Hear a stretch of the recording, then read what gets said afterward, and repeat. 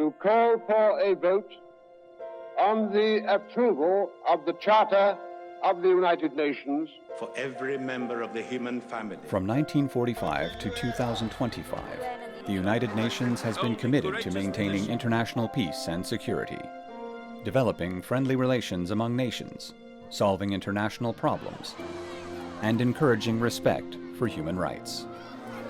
Is this path harder now than it was 80 years ago? Yes. Today we see assaults on the purposes and principles of the UN Charter like never before. Or no? The Charter has given us the tools to change destinies, save lives, and deliver hope to the most desperate corners of the world. The answer? It depends. It depends on devotion. 因为对国际发展和气候行动的热忱，所以加入联合国。It depends on ambition. اخترت أكون جزء من الأمم المتحدة عشان يكون عندي القدرة إني أقدر أغير في هذا العالم وأساعد الناس. It depends on courage. 在血与火、生与死的考验中，与战友们一起保护平民。It depends on persistence. 포기하지 않고 꾸준히 문을 두드리다 보면 닫혀있던 문이 이제 조금씩 열리는 것을 느꼈습니다. It depends on hopefulness. My most profound experience was witnessing my people returning home. It was a sign of hope. It was a sign of a new beginning.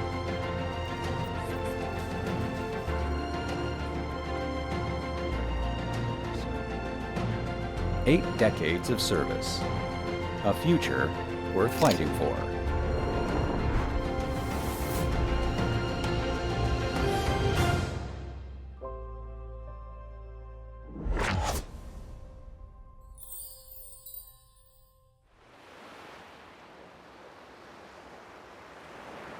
Today here we are at Gaza seaport. This is the place where we used to run away from life. We used to come and sit by the sea. Our children would be swimming. Fishermen would be fishing. It would be a typical summer day. But now, everything changed.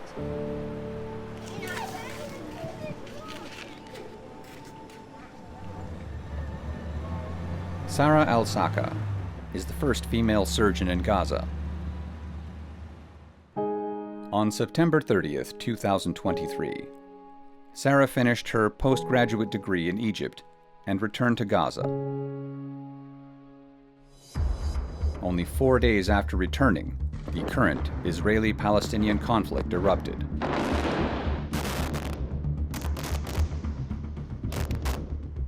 I checked my phones and I found that the head of my department was calling everyone to come and support at the hospital because of the overwhelming number of injuries. So I ran to the hospital. I spent the whole day in the operating theater, operating one patient after the other until the next morning came. And then I started to realize that this is not as anything that we have seen before. Sarah and her colleagues worked continuously for 36 days until Al-Shifa Hospital, the largest hospital in the Gaza Strip, was besieged for the first time. At the beginning of this war, people were displaced to Shifa Hospital and to other hospitals as well. They thought that they would be safe if they came to the place that treat patients, a place that is protected by international humanitarian law. But they were wrong. It's during that period Sarah became a de facto reporter on the Gazan medical effort, sharing videos and reels that resonate like no others.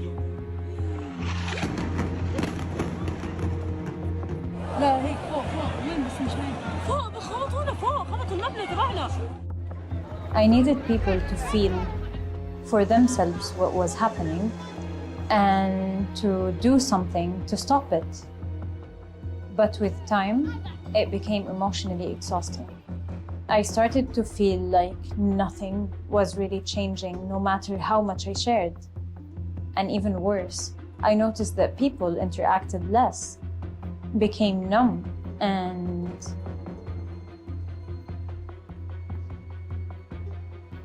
I couldn't do it anymore. In March 2024, Al-Shifa Hospital was under second siege.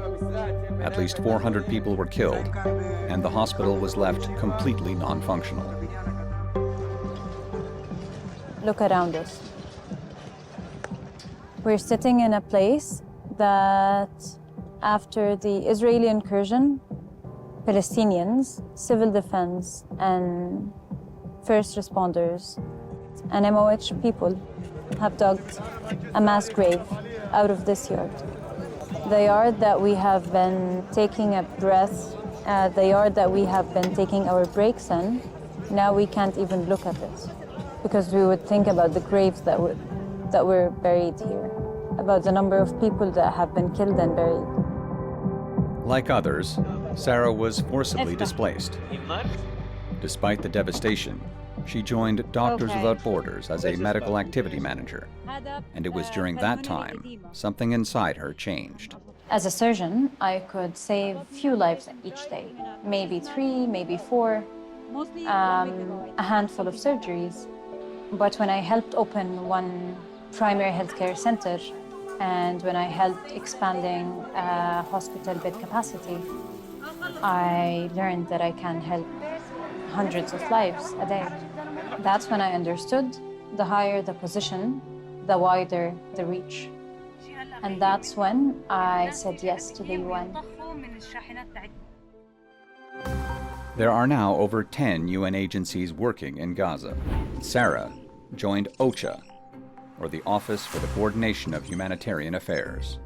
The organization is like a command center, deciding who does what, when, and where, so as to ensure that the flurry of response efforts is as efficient as possible, without duplication, and that aid is prioritized according to needs.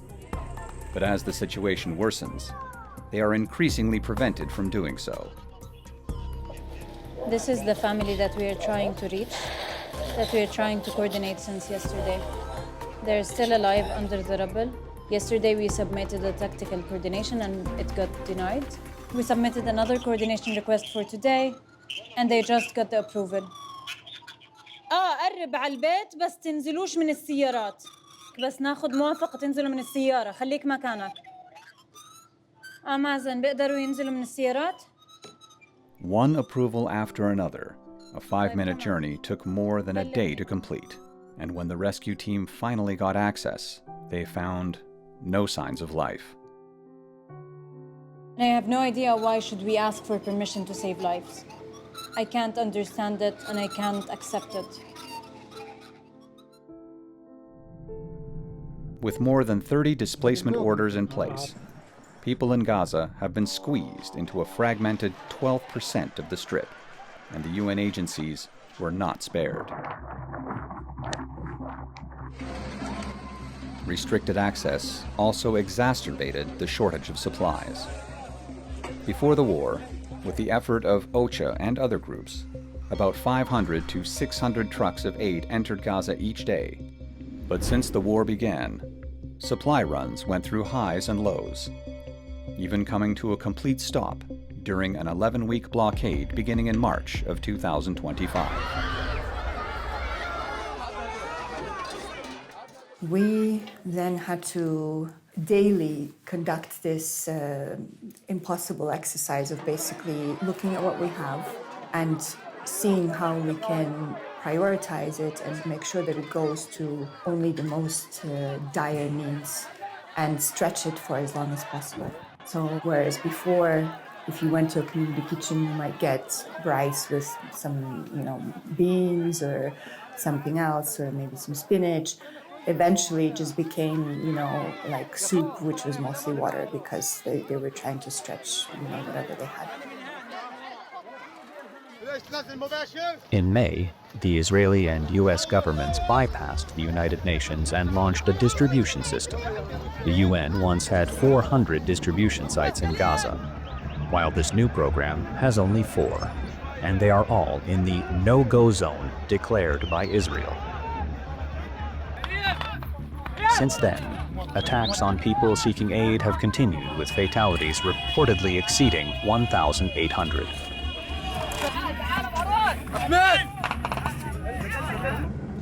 It's kids, it's children. It is weaponized hunger, it is forced displacement, and it's a death sentence for people just trying to survive.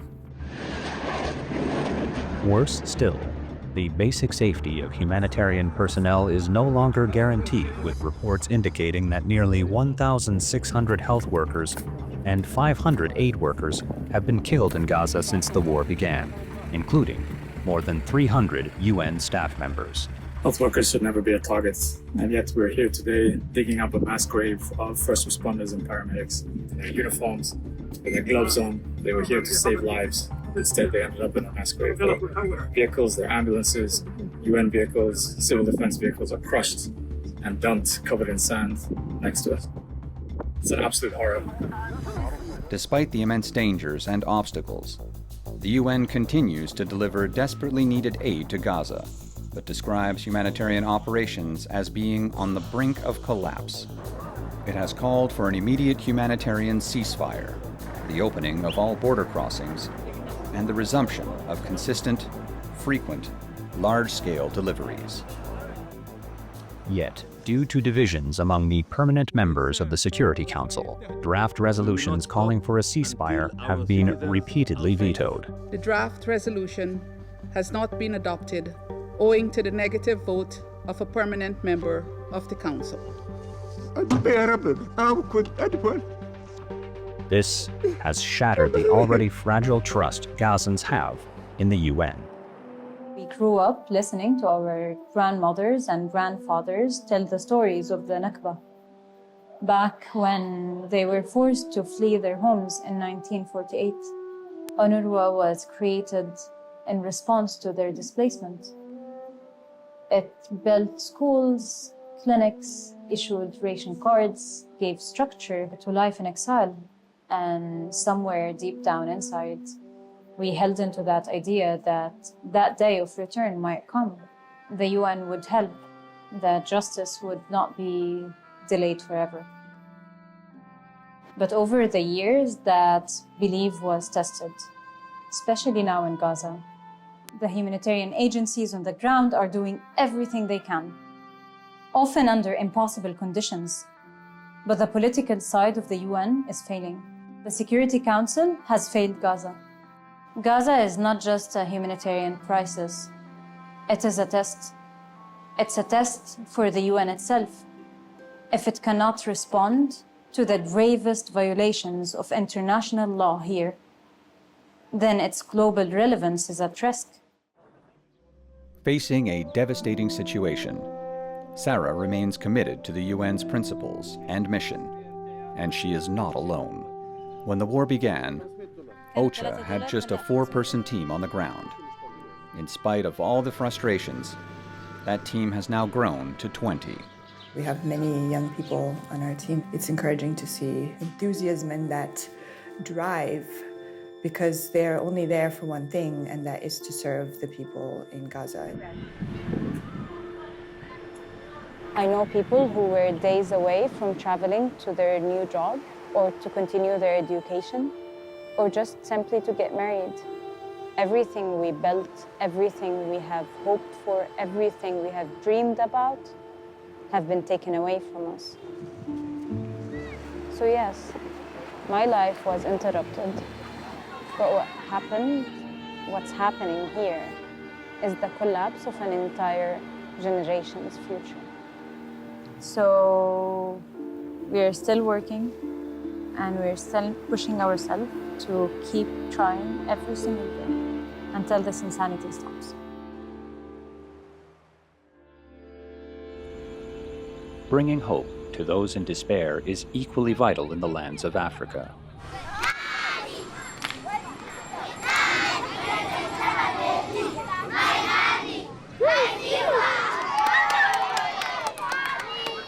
Hello. I'm so happy to be with you here today. So many years ago, before any of you was born, I was in this school. My name is Robina Kolok. a former refugee child, now working for an organization that supports and takes care of people who are walking the same journey as I did some years back. Thank you for the hug. In January 1990, war broke out in the town in southern Sudan where Robina and her family lived, forcing them to flee to Uganda.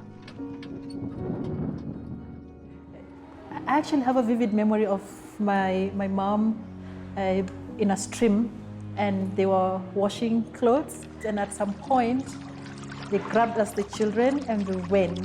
There were army guys at the back trying to chase them, and then we were crossing into Uganda, and some of the children would have the soles of their feet actually come out because of walking, so the parents will have to carry those ones.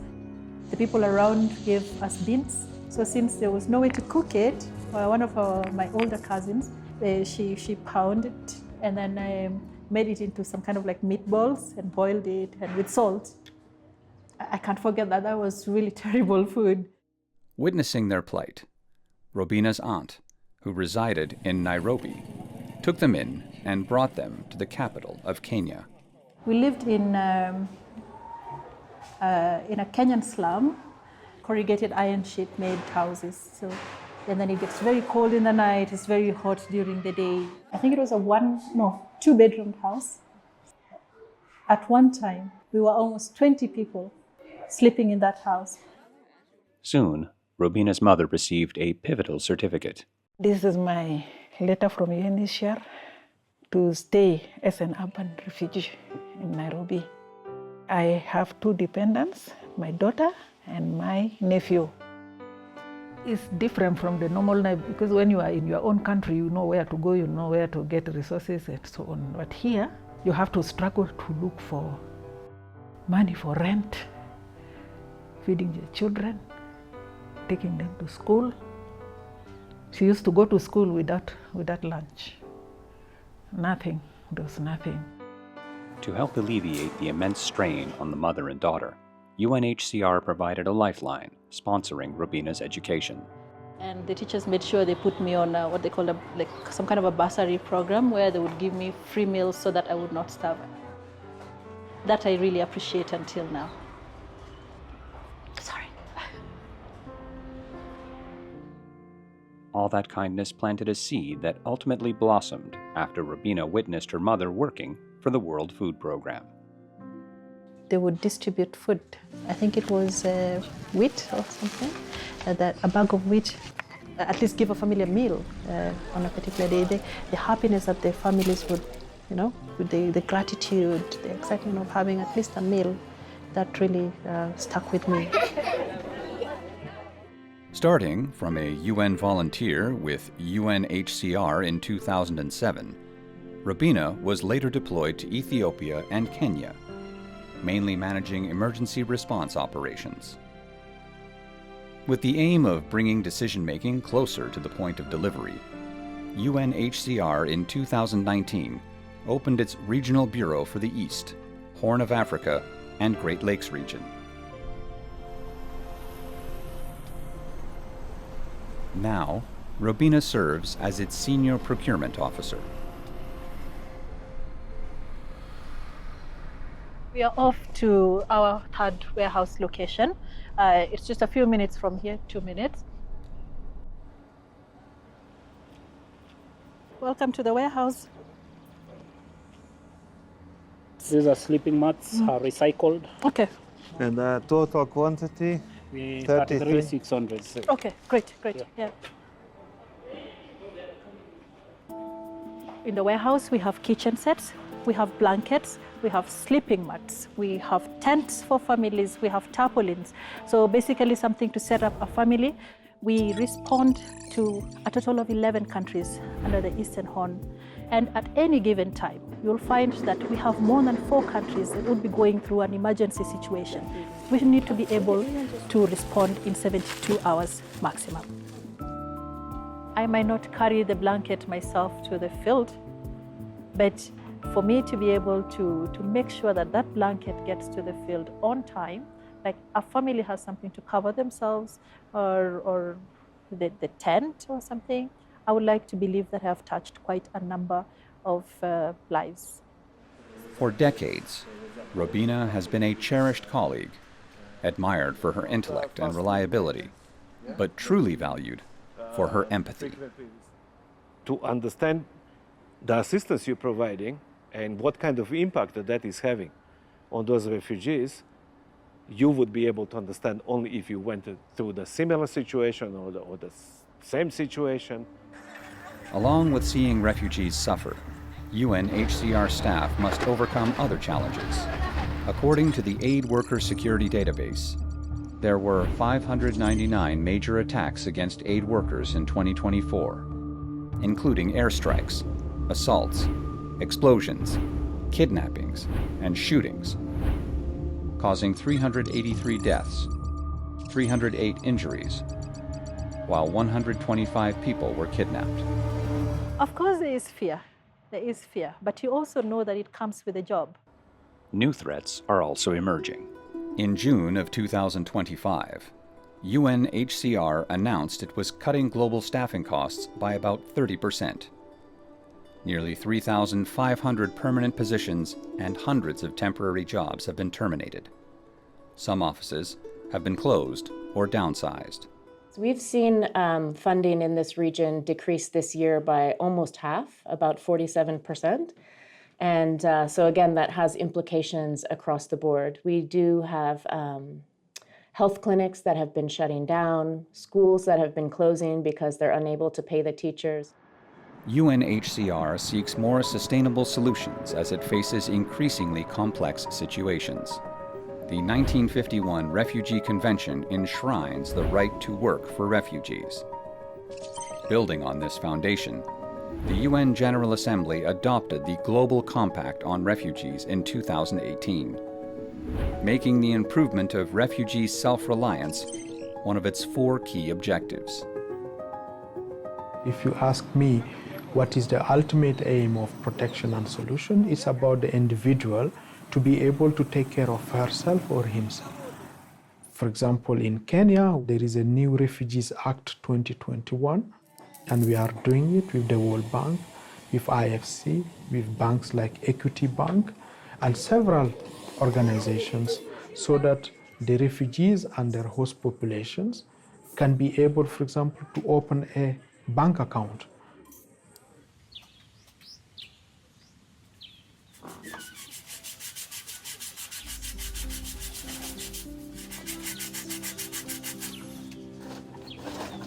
To link self-reliant refugees to markets, in 2018, UNHCR initiated a program called Made 51. I go through training supported by UNHCR, how to start a business, product development. When we have order from Made 51, average one person can get 8,000 Kenya shilling.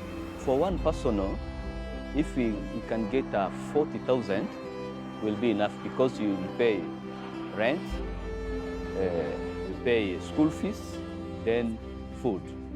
Hey, Under such encouragement, refugees in Kenya also began to organize self-help groups. The women here remind me more or less of my mom, of not only mothers trying to provide, but the struggles of a mother in a foreign country trying to provide for her family. Let me show you. Look at this, very beautiful, made by refugees. I think it's a change to more of self-reliance, yeah? Being able to do things for yourself brings dignity, yeah? Instead of having to wait for handouts. UNHCR now operates in 137 countries worldwide, supporting nearly 130 million forcibly displaced and stateless people. So I say that the work of UNHCR is very crucial. I am a living example. I am a sign of hope. I started working with the humanitarian world from 2007. That's how many years? 18 years.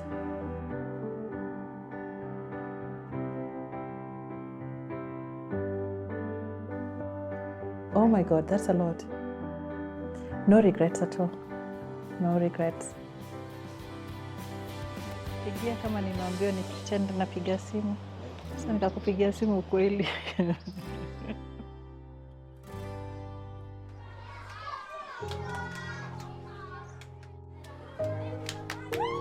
Robina's work in Africa eases the suffering that has scarred generations.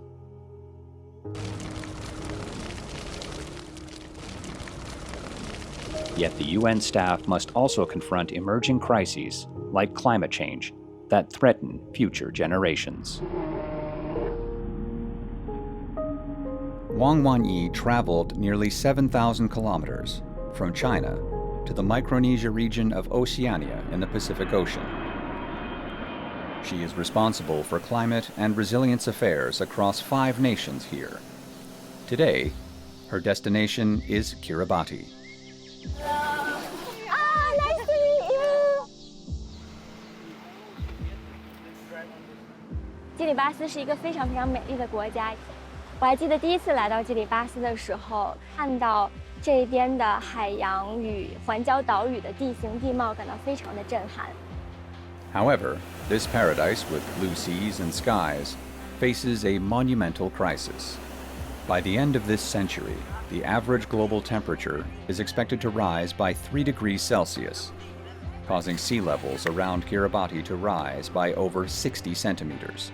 Crucially, the average elevation of Kiribati is less than 2 meters. 你看咱们的道路就在离海岸线20米的距离，房屋其实都是建在这个窄窄的，大概可能也就几十米宽的一条环礁上。站在这里面，其实你就能感觉到我们的生计对于生态系统是有多么的依赖。当有比如说一些风暴潮或者是一些极端天气事件发生的时候，会非常的脆弱。Yung drama pa sa kunan kato kaya pugus taas. Tabayari ito katino yung Japon ay taydikin ang ngapungin sus ari Tony P. Confronted with a survival crisis, Kiribati's government is mobilizing a fight for its future. 这些呢，就是我们在滨海地区经常见到的一些红树，而且你看它这个根部系统呢，非常的复杂，所以在海浪侵袭的时候，它是能够起到一个有效的泄洪的作用，但它只能为我们争取时间，保护家园。我们还是需要更多的资源和更多的关注。We are not sinking. We are fighting. I look forward to the establishment of a UN multi-country office in the North Pacific. Responding to a joint appeal by Micronesia, Kiribati, Marshall Islands, Nauru, and Palau, the United Nations opened its multi-country office for the North Pacific in Micronesia in 2021. Wanyi became the first program staff member of the United Nations Development Program North Pacific Office. 当初选择调任到这边的主要的原因，是因为北太平洋的国家在接受国际援助和实施联合国的项目的时候，因为地理条件等等各方面的问题，获得的支持和关注，并不像南太平洋的一些岛国那么的充分。那么我来到这边之后呢，把整个环境组的这个项目团队搭建起来。Wanyi's choice to work in the environmental field is inextricably linked to her experiences from a young age. Born in the Chinese coastal city of Tianjin and nurtured by her mother, an art teacher, Wanyi's bond with nature took root. 发会儿，你甭管了。小时候，其实妈妈会给我借哈马斯哈代，她就是很喜欢写乡村自然的景色和这方面的人物故事，我觉得这个对我是有影响的。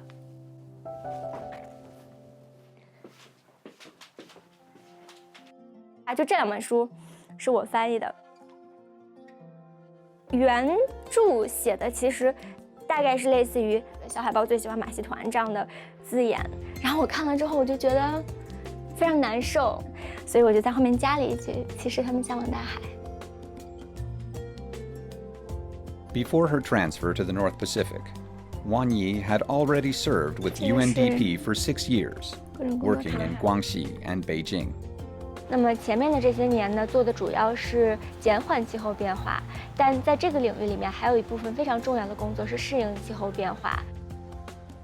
Upon arriving in the North Pacific, Wang Yi realized this work was going to be an immense challenge. Economic reliance, water scarcity, and dependence on imported goods. These challenges make these countries acutely vulnerable to climate change. Rainfall is exceptionally precious for this island nation. 基里巴斯的雨其实不多，这个在环礁岛屿国家其实是非常普遍的一个情况。在2024的上半年呢，北太平洋这边的很多个国家都遇到了长短不一的干旱。那么地下水呢，也因为经常遇到这个海水侵蚀和倒灌的问题，严重污染它的水质，已经不能饮用。To enhance water resilience, Wang Yi and her team once evaluated solutions like saltwater desalinization, but ultimately chose water tank projects, which proved to be the most locally tailored solution. 那么我们常见的海水淡化，其实它是比较复杂的工艺结构，它的零部件一旦出现问题，在北太平洋这样的国家，我们的物流并不是非常的发达，且当地的技术人员也不是很多的情况下，在维修上是会遇到很大的困难的。那么我们身后呢，就是当地非常常见的一个储水系统。你可以看到，雨洪的资源是从屋顶开始收集，然后通过管道引流到这个储水罐的。那么在当地呢，使用的生活用水都是通过这样的方式来收集和储存。Among the United Nations' 17 Sustainable Development Goals, food security holds equal importance to addressing clean water and sanitation. 当地的居民主要的食物来源，有沿海地区的捕鱼，包括自己种植的一些面包果、椰子，以及一些木瓜。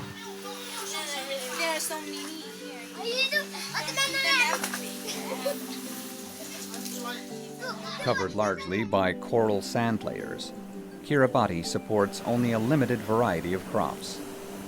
However, through the UNDP's efforts in promoting suitable seeds and providing cultivation training, the average number of crop varieties per village has increased from 2 to over 5. Yet this already limited agricultural production faces heightened threats from rising sea temperatures and more frequent extreme weather events. For the islanders, the supply ships arriving once or twice a month are a vital lifeline.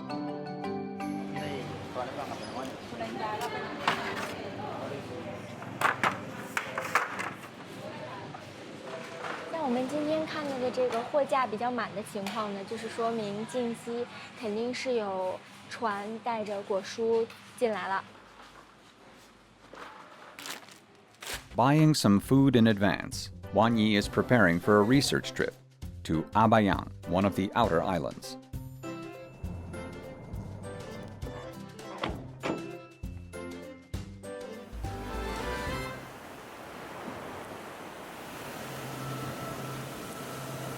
In this largely isolated field, where imported diesel fuels power generation, any storm surge or typhoon that blocks sea routes immediately cuts off electricity. Wang Yi and her team developed a solution tailored to local conditions.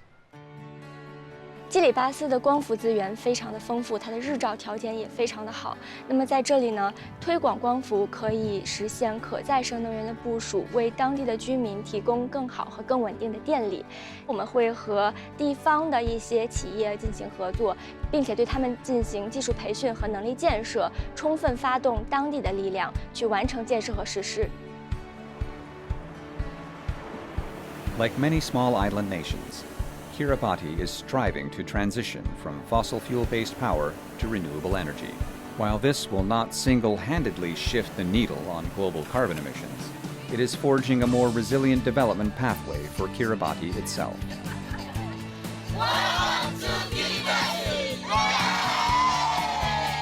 Established in 1965, UNDP has helped improve the lives of millions of people each year. Wang Yi and this new office are now at the front line for climate resilience in the Pacific Islands. Everything here is only just starting, yet the urgency is palpable. 其实能否很好的减缓和适应气候变化，关键也就看我们未来的这几十年的工作。那么在这个时间点呢，我能够有机会到太平洋岛国开展适应气候变化的工作，还是会觉得是很值得的。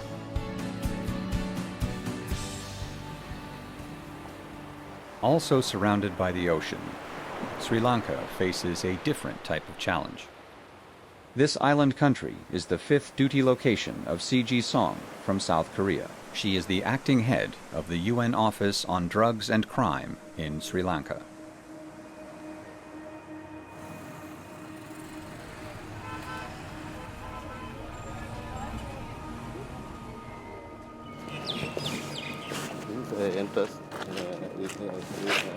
With the vehicle, they come from there.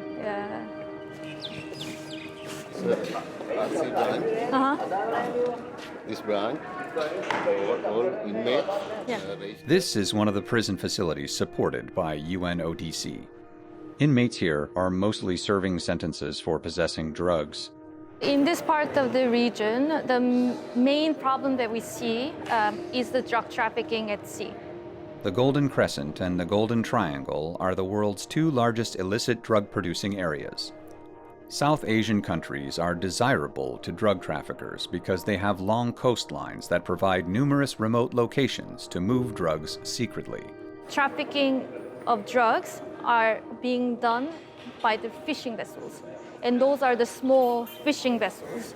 And then one of the reasons that the fishing communities are getting involved in these illicit activities is because of the overfishing. Those fishermen, they have no more fish to catch, and how they can survive. So it is easy to fall into the organized criminal network. So what we're trying to do is also to integrate the criminal justice approach to the fisheries management system. Shiji's team do not have the law enforcement power, but they can support the local agencies to do the work more effectively, from arresting to prosecuting. On this afternoon, Shiji embarked on a 7-hour journey from Colombo to Trincomalee, where a VBSS drill was about to begin at the Navy base.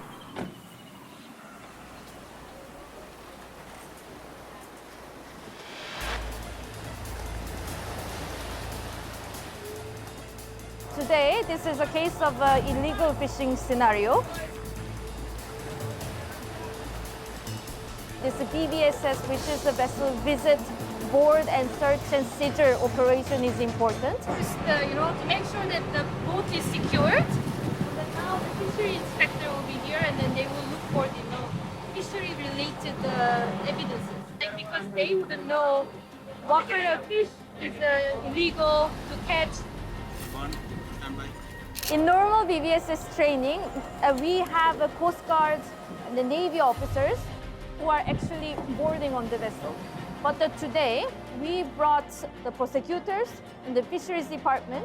My role is to bring these civilians to this maritime law enforcement exercise for them to be aware of how the boarding operation is actually happening, and also for them to understand how difficult it is to preserve the crime scene on the vessel.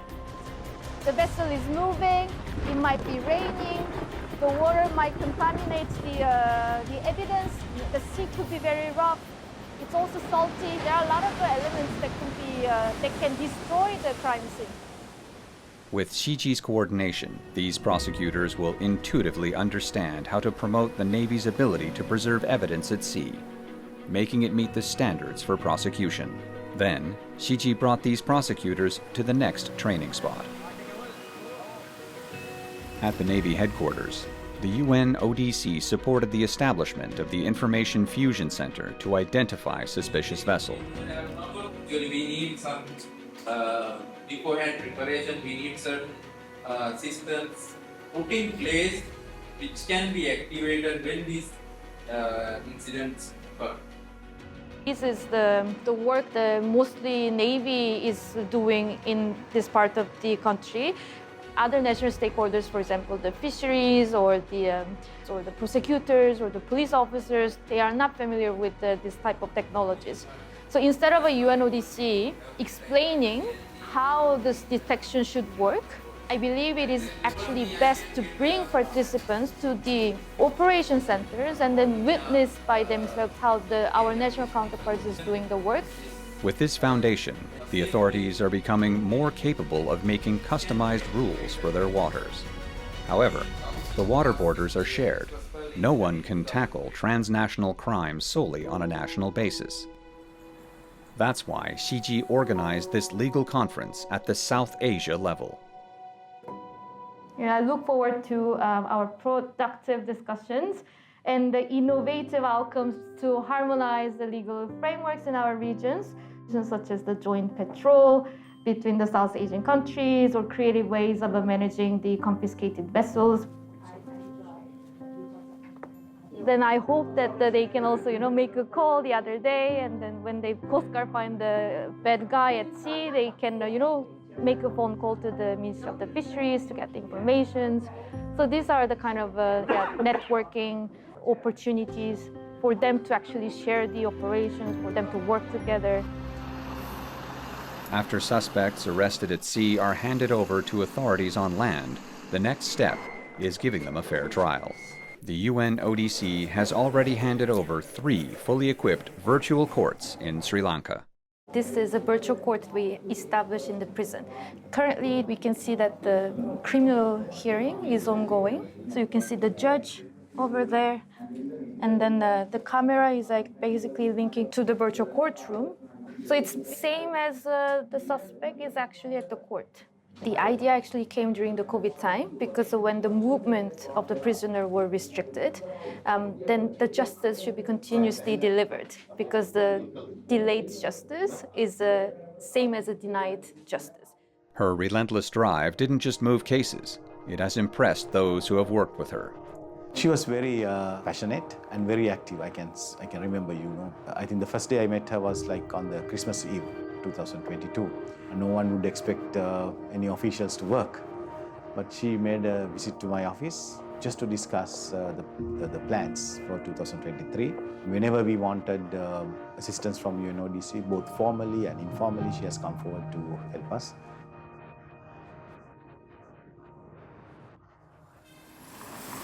Xi Ji's dedication to her work is most likely due to the fact that she dreamed of working for the UN since she was a teenager. The first South Korean UN Secretary General, Ban Ki-moon, made her feel that her goal was not as far away as she had imagined. So when I was 16, I had a 10-year plan. And my 10-year plan was actually get the International Civil Servant contract at the UN. And I made it. Since joining the UNODC in 2015, Xi Ji has moved from hotspots on the East African plateau to dangerous areas like the West African coast. I was based in Abuja, in the capital city. Just to give you an example, the compound where I was staying, my neighbor was kidnapped. I was not choosing the duty station because it's a good country to live.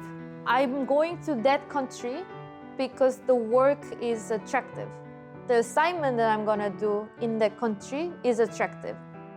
Established in 1997, UNODC has spearheaded over 100 projects in 150 countries and territories, targeting drugs, organized crime, corruption, and terrorism. We, UNODC, we are the guardian.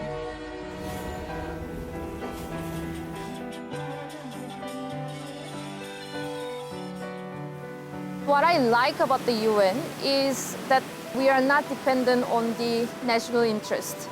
This is all about the neutrality. It's for the entire international community, but it's really about the humankind.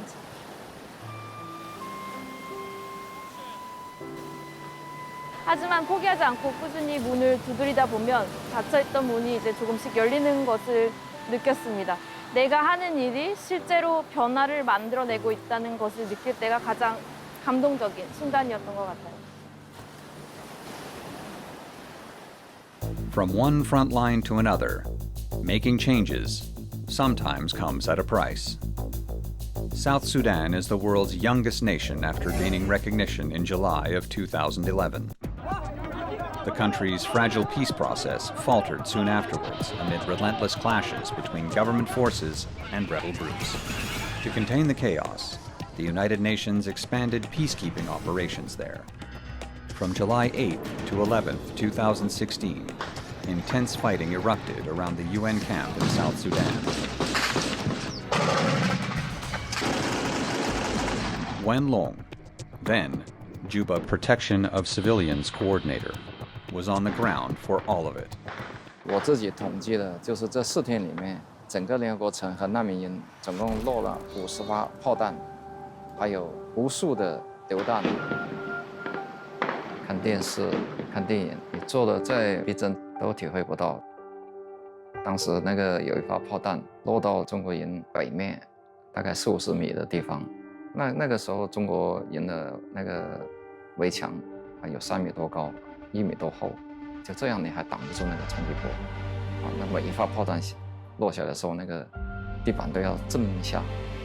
On day 3 of the fighting, an armored vehicle carrying infantrymen of China's peacekeeping force was struck with a rocket-propelled grenade. 2 peacekeepers were killed. 第一次体会到了这个战争的残酷。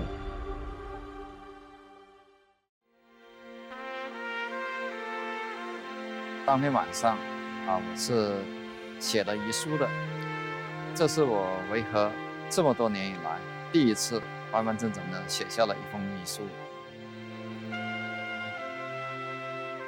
Indeed, Wenlong himself didn't expect that as a communications tech police officer, he would step into conflict zones.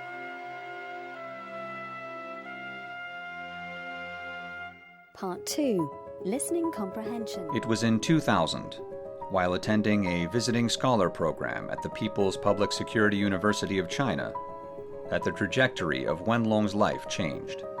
2000年1月份开始，中国向东帝汶联合国维和任务区派出了第一批维和警察。由于我们这个外语人才呢比较少，所以那个有关领导呢希望我们访问学者班的同学积极的报名。Peacekeeping was an unfamiliar concept to him at that time.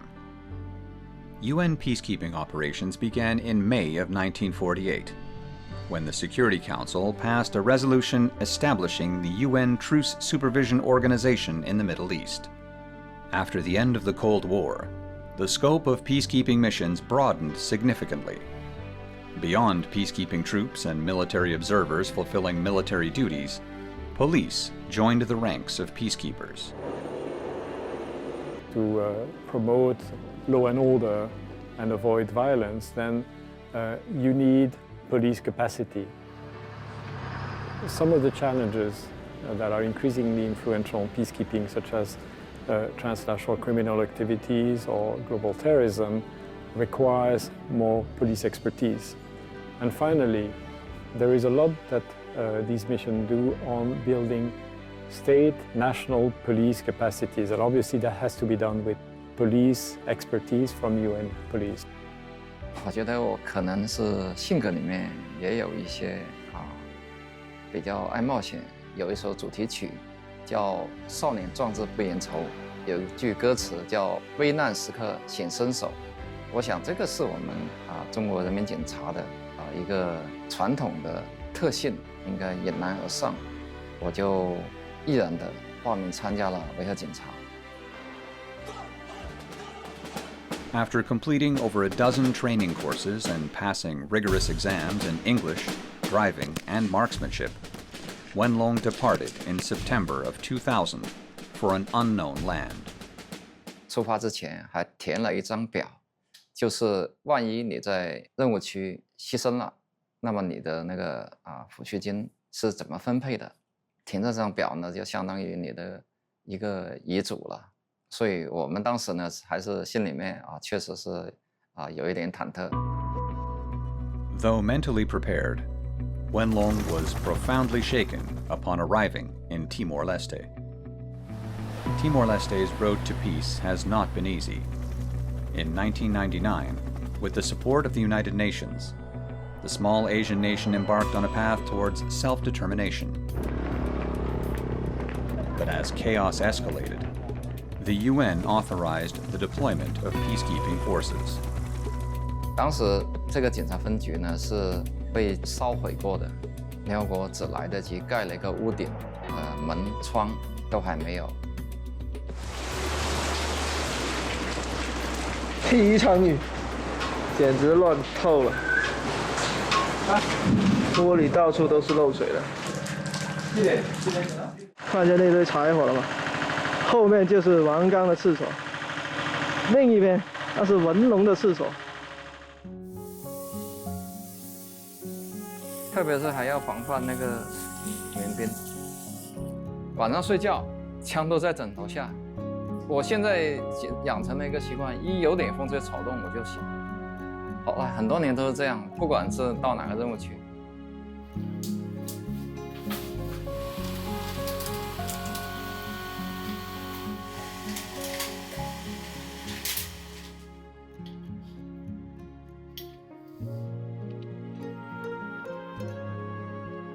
这是有着螺蛳粉家乡的味道，但是我真没有做饭条件，只能把那个锅，有时候还有一些那个耐久的蔬菜，土豆洋葱在屋檐下冒着烈日做饭，一日三餐。像螺蛳粉这样的，那是一种奢望。旱季河里面没有水，到了雨季以后，那个河里面涨水冲断了，但是它的水呢很浑。我们买了一个这么大的桶去装水，装水回来以后，那个泥沙也这么厚，泄水完了就缩开，只能够饮用。Beyond adapting to life, Wenlong and his fellow officers had to master local social dynamics. 我们去到那里，当时的居民档案全部都是烧毁了，比如说那个婴儿死亡率啊、出生率啊什么的，没有怎么办？我就去墓地那里，一个个记。他们出动了很多人准备械斗了，我们就开着一辆大卡车，然后就开到河中间把他们隔离起来。当时还把身上的防弹衣啊、那个腰带啊那些全部解下来，枪也放下，就走到他们中间去调解。到了天黑了回去，一滴水都没有喝，那一整天在烈日之下。Under extreme pressure, illness crept in. Months into his Timor-Leste deployment, dengue fever struck Wenlong. 最危险的时候，胳膊上啊、肚皮上啊出现了很多那个血点，医生呢就不让刷牙了，怕你刷牙的时候出血止不住。治疗就是靠物理降温，对着冰块，那个脑袋很痛，又发着高烧，又睡不着觉，就是非常痛苦。那时候就有一种感觉到马上就撑不住了的感觉。After 9 days of struggle, he finally pushed death aside. His peacekeeping mission was nearing an end in October of 2001. Homecoming was within reach when devastating news struck. 回国前10天左右，我父亲突然间离世，我没有见上最后一面。这是一辈子的心头之痛，我很少谈起来。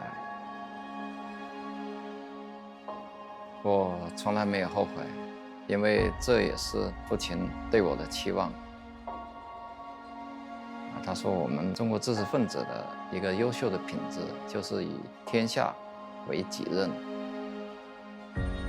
Hooves raised and 1,000 miles ahead. These characters in a father-son photo became the defining signature of Wenlong's peacekeeping journey. He returned to Timor-Leste in 2002.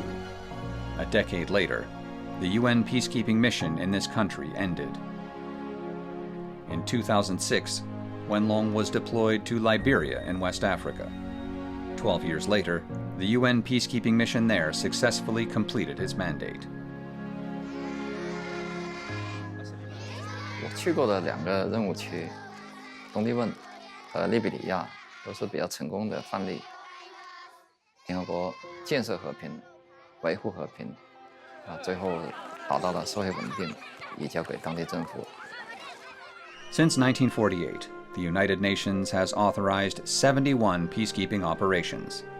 Today, 11 missions remain active on 3 continents. 对于处于苦难中的人民，联合国的存在，就像在冰冷黑暗的森林里面点起一把火炬。它是一个方向，是一点希望。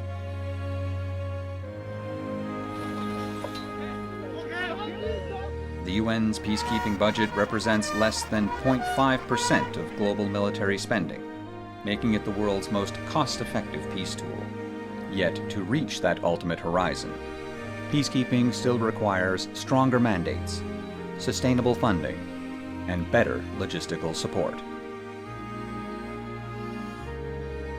没有冲突，没有灾难，然后不需要联合国维和，这个是我们维和人的最高的目标。One of the key legacies is that this organization was created to prevent another world war. 1945 was a certain moment in history. 2025 is a different moment in history. In recent years, we have seen increasingly flouting of international law, movements towards unilateralism. This organization can only be truly effective if the nations of the organization are actually united. UN staff will work at the front lines. They're far from their families, they're far from their friends, and they are there selflessly helping others. I mean, this year, especially because of what's happening in Gaza, has been the worst year in terms of humanitarians and UN staff being killed. Our message to them is that we are so proud of them, and they motivate us to work harder.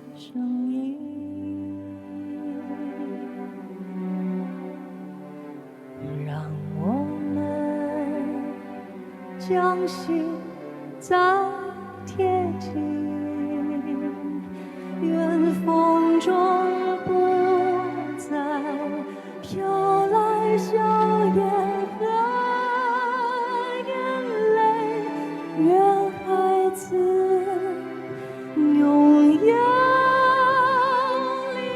I've been working in United Nations Sri Lanka for more than 10 years. 我今年是第6年。For 8 months. The thing that I'm mostly impressed about UN is how these brilliant minds from diverse backgrounds, various countries, various educational and experience backgrounds come together.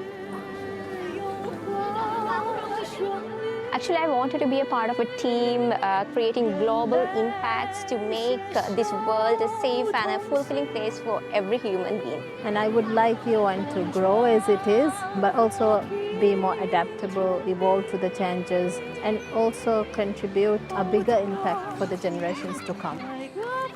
For the last 80 years, there's been progress made towards ending poverty, towards protecting the planet, and stopping wars.